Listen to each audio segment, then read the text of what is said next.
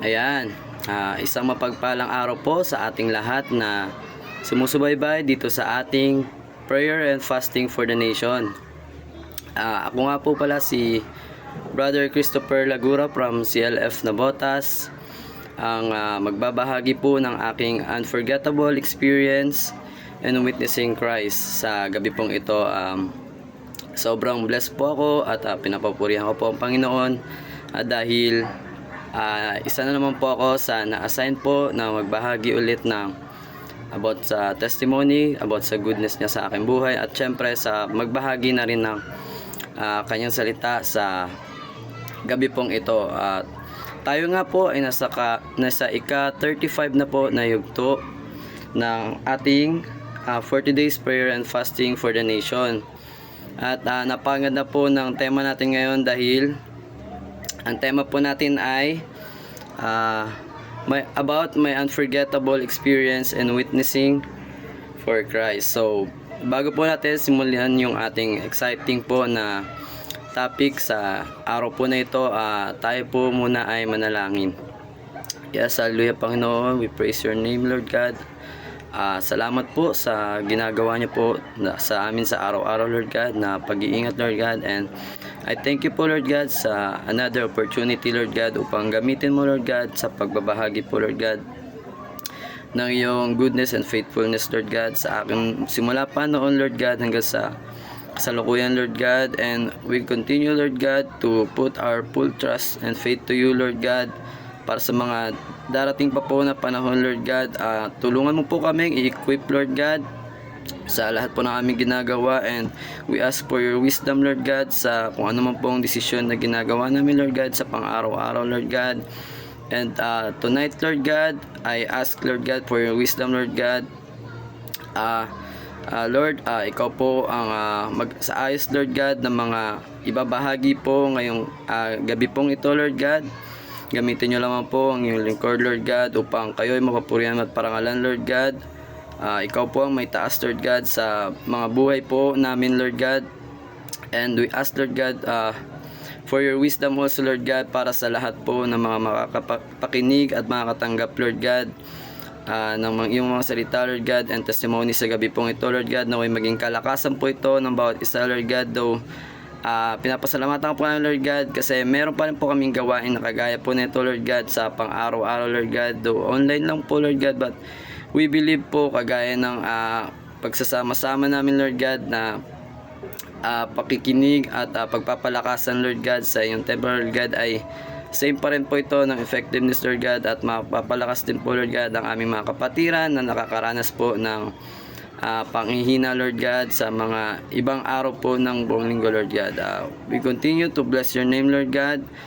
Gamitin mo po ang bawat isa Lord God upang maparangalan ka Lord God, at naway makita ka po ng aming mga kasamaan Lord God, na unbeliever po Lord God, makita ka po Lord God sa mga buhay namin.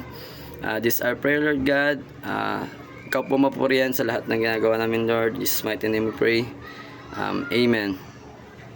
So yun nga po, sa gabi pong ito ay napaka-exciting. Marami po tayong matututunan syempre.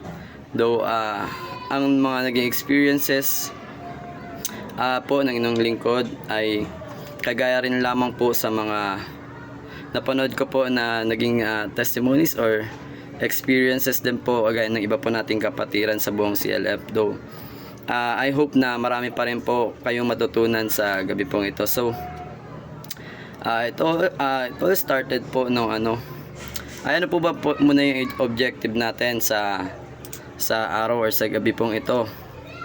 Ang objectives po natin ay sabi po dito, to be able to share our personal and unforgettable experience in sharing Christ. Pangalawa po is learning in sharing Jesus. Pangatlo ay ang tips on how to effectively share Jesus. So yun po, sagutin po muna natin or ibigay muna natin yung unang objective po natin. So sabi dito, to be able to share our personal and unforgettable experience on sharing Christ. Unang-una po, syempre it all started po kung sa pag-share po, marami po akong naging unforgettable experiences. Syempre, lalo dyan yung mga lalo ng mga bandang una pa lang po namin na maka-attend sa CLF, tas meron po mga gawain outside po syempre sa church. We are given the opportunity na ma-challenge po on how we share po yung goodness ng Lord sa buhay namin sa ibang tao po outside ng church nga po, which is sa mga unbelievers na po. Yun, ang ko po ngayon is mga experiences namin na nag-outside evangelism po kami. Like, one time,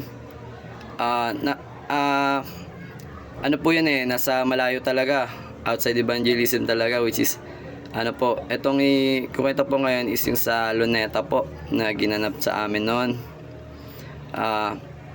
It was unforgettable for me kasi, ito po ang kwento nun kami, di ba po, may mga leader and mentees, mga under po. Sa group po namin, sobrang dami po, na-divide po kami sa almost mga 7 to 10 na groups. To share lang po yung about sa isang verse na about sa 1 Corinthians 10:13.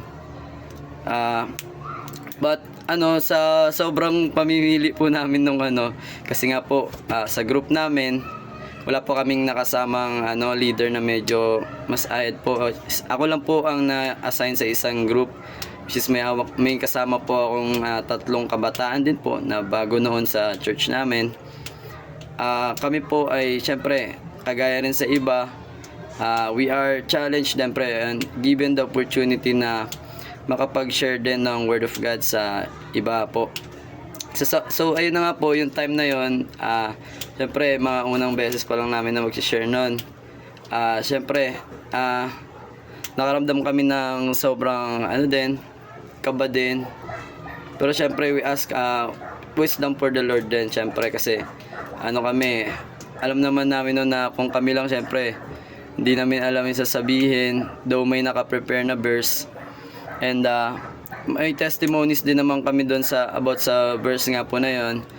Yun lang ang hinihiling namin sa Lord that time is tamang tao yung malapitan namin, though ganoon man talaga, 'di ba?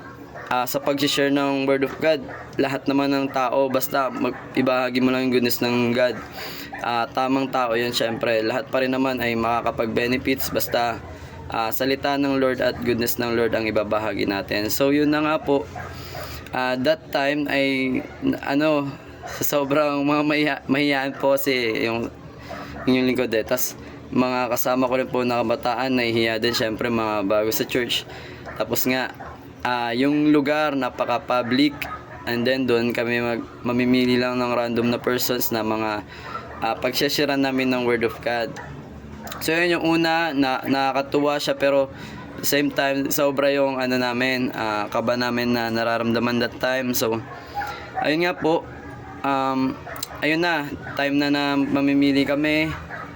Sobrang natagalan po kami, aaminin po namin, kasi yun nga po, bukod sa may kaba kami, kasi nga po gusto namin sana maayos yung mapili namin, kasi nga yung kaya naming ma-handle lang sana. Pero that time may nakita kami, ayun na po, magnanay sila, and then nung una namin silang i-approach, sabi po namin, hello po, good morning, na pala po noon, hapon. So binati po namin sila ng magandang hapon or magandang araw.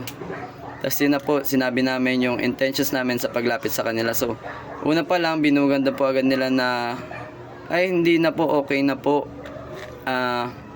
Mga rin po kami, nag-share din po kami ng Word of God.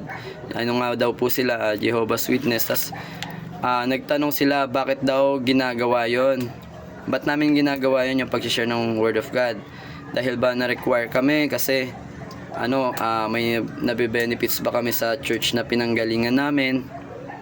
Mga ganun po, kasi syempre aware naman po tayo na may mga ganun po talaga kung sa ibang church na tumutulong po sila sa kabataan na active sa kanilang mga gawain sa church. So yun din po yung akala nila, kaya namin ginagawa yung time na yon, yung pag-share ng Word of God. So ayun na, though una nag-i-insist sila, But syempre wala na po kaming time nung kasi binigyan na po kami ng noon time noon na siguro mga less than 1 hour lang po. So sa sobrang tagal namin nag-ikot, naisip na namin talaga na yun, okay na yun, kailangan makapag-approach na kami ng mga tao na pagbabahagi na namin. Tas yun nga, ginawa na namin sa kanila, sabi namin okay lang po, we are here lang po to share one Bible verse lang po na makapagbigay po ng encourage po sa inyo. So ayun, naging willing naman sila na nakinig. And then kaya naging unforgettable yon kasi hindi siya naging one way na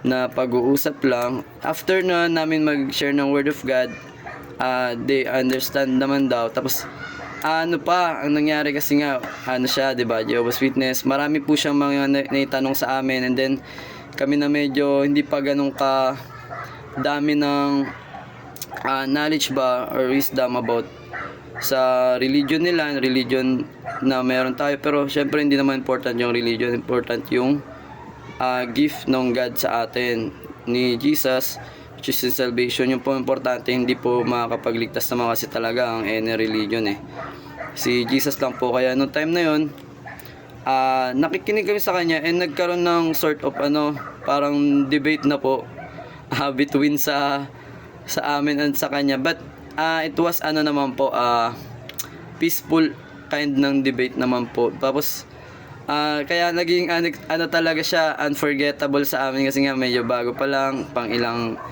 pa lang namin yon, pagkakataon na makapag-share din outside ng kaya nga it serves as a challenge. Nagbigay yun sa amin, actually lalo sa akin na isa na ngayon sa nagli-lead din po, merong mga tinuturuan din. At syempre at that time naman kailangan natin lahat mag-mature from ikaw tinuturuan ka pa lang, or konti pa lang yung participation mo in sharing the Word of God. Syempre lahat tayo magagamit ng Panginoon dun sa pagbabahagi, and dapat natin din kailangan mag-level up. So yung experience na yun ay malaki ang naitulong sa amin, kaya naman napaka-unforgettable sa akin tsaka ng mga mentees at mga bagong youths din na nakasama namin that time. Kasi it serves as a challenge for me na kapag magbabahagi ka ng Word of God, marami kang magiging unexpected pa rin na ma-experience nga kapag magbabahagi ka ng Word of God. Marami kang may encounter kahit piliin mong mabuti. Yung mga pag-share mo ng Word of God is iba-iba pa rin yung tao. Merong klase ng meron lang silang problema, and then through your time na nag-share na kayo, magiging cooperative. Meron din namang not so cooperative at makikipagtalo pa po sa inyo, di ba? Makipag-discussion. So isang natutunan ko mula sa Lord ay yun nga po, kagaya ng mga una namin prayers before na sana naway equip ng Lord ako para sa maging effective na tagapag-share ng kanyang goodness at ng kanyang salita din sa bawat isa. So I thank God na simula nung time na yun ay marami siyang naituro naman, maraming naturo sa amin, at marami pa pong natututunan. Kasi ang gawain po sa church namin ngayon ay overloaded na po, unlike before na tayo nakakapakinig lang po ng salita. Syempre by Friday, and sa prayer meeting pa namin Bible study, tas Sunday po na ini-speak po sa pamamagitan po ng ating mga pastors. Yun po, pero ngayon po marami na po ang pagkakataon, and then yung growth po namin spiritually, which is meron na po kami marami na pong pagkakataon upang mapag-aralan namin yung salita ng Panginoon, like nga sa daily devotion po namin, personal devotion. And then Thursday po nagkakaroon kami ng pag-aaral, yung Bible Creed po with Pastor Rolly. Marami pong natutunan doon, and then mga skills on how to share the Word of God.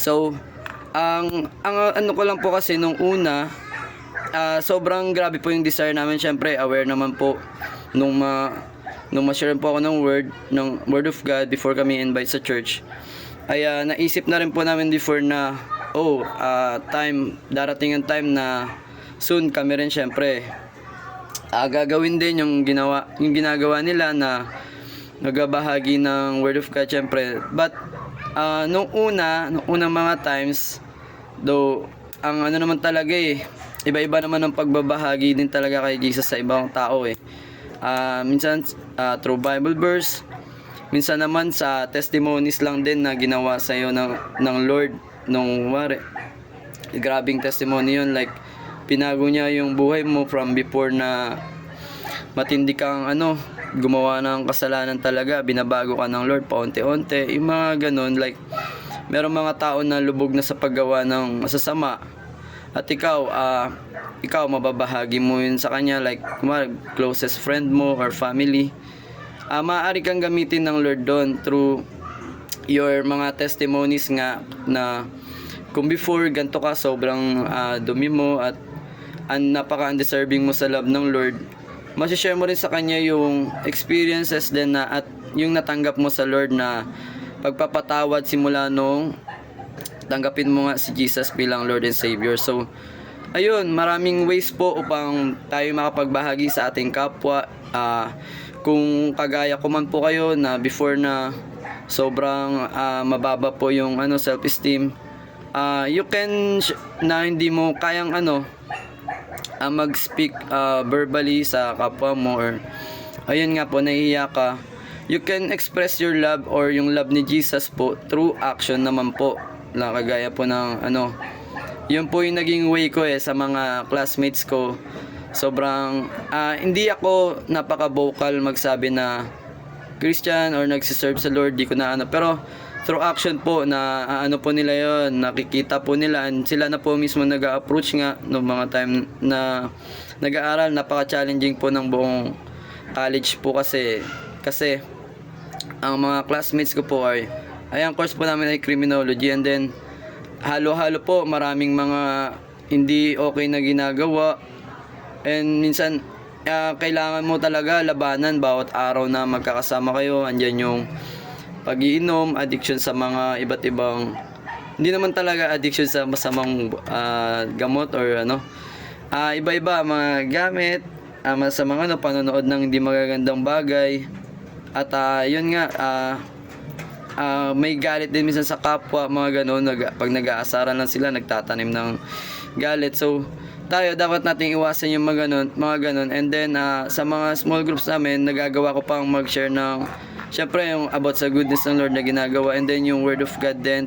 Nag-encourage tayo ng mga pasasalamat ko yun sa Lord sa mga klasiko na nakakapag-share, na ginagamit niya ako makapag-share sa kanila ng goodness niya rin na ginagawa sa akin. And then syempre yung word na pang-encourage sa kanila, which is yung salita ng Lord na nagbibigay din ng buhay syempre, kasi nakakapag-encourage siya Tapos yun po, marami pong natutunan sa pagbabahagi ng word of God, kasi simula na nandun yung eagerness natin, pero kulang nga tayo sa sa kaalaman or kasanayan or techniques.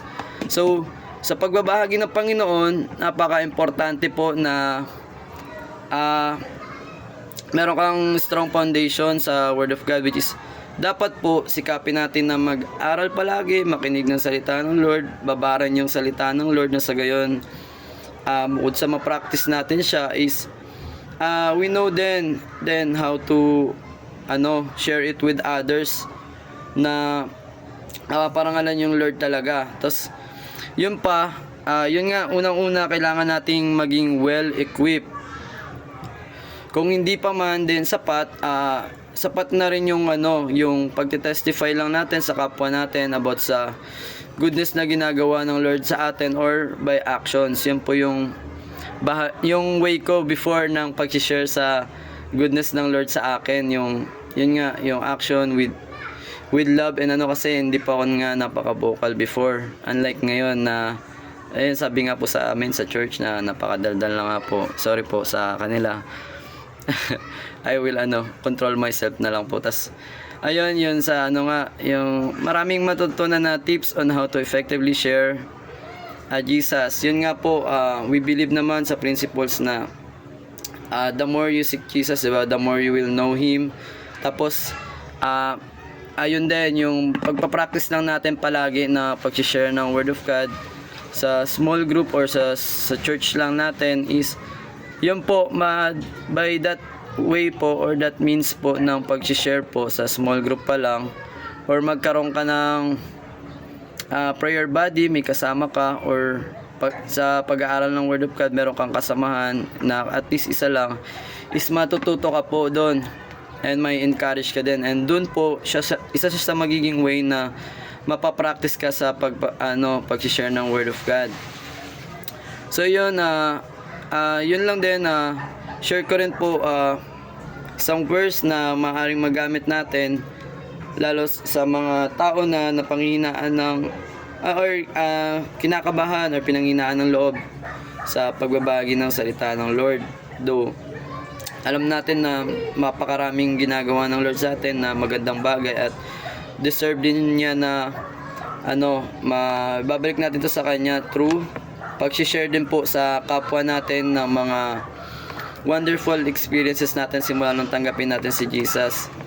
Ayun nga po, makakapagbigay ng word of encouragement din po sa mga nahihiya at hindi pa ganun ka-confident sa pagbabahagi ng salita ng Lord. Isang verse lang po, pampalakas sa ating lahat. Ay yung verse po mula sa Philippians 4:13 na sabi po, I can do everything through Christ who gives me strength.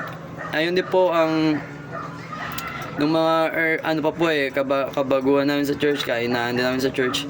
Yan din po ang isa sa pinanghawakan naming verse noon before, lalo ng mga bata na na-challenge ka nga sa iba't ibang ministry, lalo din sa pag-share ng Word of God sa labas, lalo kung ikaw ay mahina ang loob. Ayan po, makakapagbigay ng kalakasan din sa atin and encouragement na kahit ikaw ay bata at kulang pa, naiisip mo na kulang ka pa, hindi ka pa well equipped sa pagbabahagi ng Word of God sa iba, hindi mo pa alam paano mag-handle ng situations. Yan po ay isang way po na pampalakas po sa atin, magbibigay ng kalakasan po at encouragement. So yan po, masyado na pong mahabang ating marami pa pong nais i-share, pero yun nga lang po, I believe na ang bawat isa sa atin may kanya-kanya experiences, unforgettable experiences sa pag-share ng goodness ni God o ni Jesus Christ, pag-share kay Jesus sa bawat isa or lalo sa hindi pa natin kapanampalataya.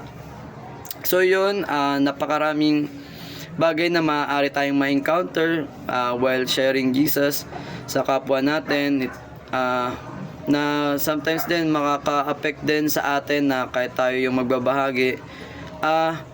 Ang isa sa pinaka-important tip na pag magbabahagi tayo ng Word of God is i-ask natin sa Lord ang wisdom na tamang ibahagi natin sa kapwa natin, and then dapat i-apply natin yung binigay sa atin ng Lord, which is yung desire, yung naibahagi ngayon salita niya, kanyang goodness, and then na magkaroon tayo ng love sa lahat ng ginagawa natin sa pagbabahagi natin ng salita.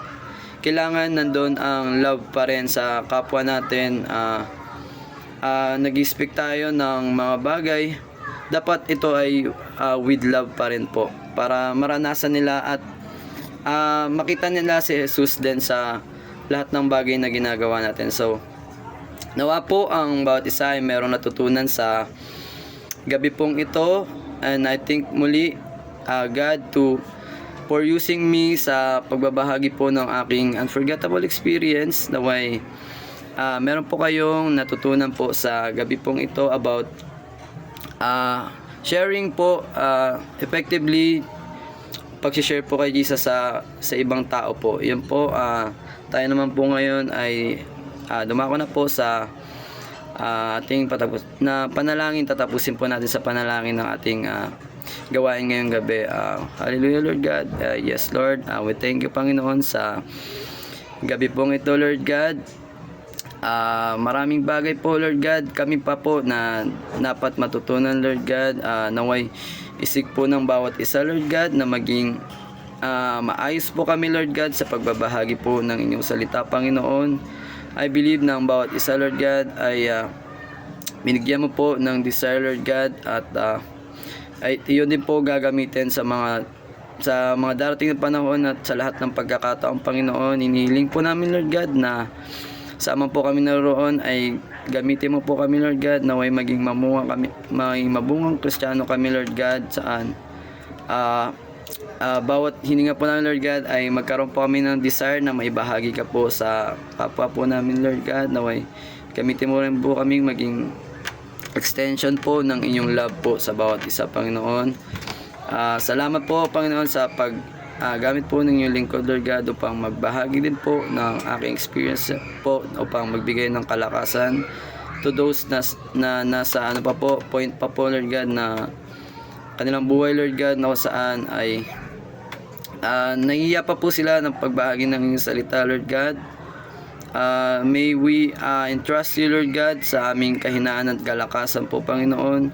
Naway wag naman po kaming mag-rely, Lord God, sa aming sariling confidence din po, Lord God, but may we pray the confidence na galing po sa inyo, Lord God, na kung saan walang pagmamalaki po, Panginoon, dahil we believe, Lord God, na lahat naman po ng knowledge and wisdom na mayroon kami ay nagmumula po ito sa inyo, Panginoon, at marapat po lang din namin na ibalik sa inyo, Lord God, through sharing po others, Lord God, na about sa inyong goodness, Lord God, upang hindi lamang po kami ang makapagpapuri sa inyo, Lord God, at makapagpasalamat sa inyo, kundi maging sila rin po, Lord God, na may maranasan nila, Lord God, at ang iyong pagmamahal, Lord God, ang iyong kabutihan, at darating din po ang panahon na sila rin po, Lord God, ay makapagbalik din po sa inyo ng parangal at papuri, Panginoon. Naway dalangin ko po, Panginoon, ang lahat ng nakakapakinig at nanonood, Lord God, sa gabing ito.